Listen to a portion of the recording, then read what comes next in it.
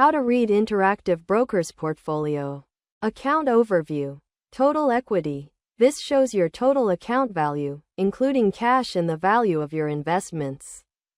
Cash balance indicates the amount of cash available for trading. Buying power, the amount you can use for new trades, considering margin. Positions, ticker symbol, the stock or asset you own. Quantity, number of shares or units held. Market price, current price of the asset.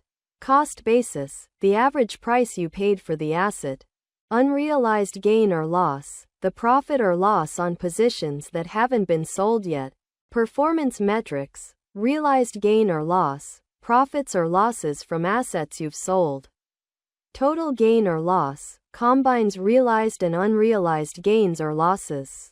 Dividends and interest, look for any pending or received dividends, as well as any interest earned on cash balances. Risk metrics. Value at risk, VAR, indicates potential losses in a given time frame. Margin utilization shows how much margin you're using, if applicable. Market data. Access live market data for the assets in your portfolio for better decision making. Thanks for watching.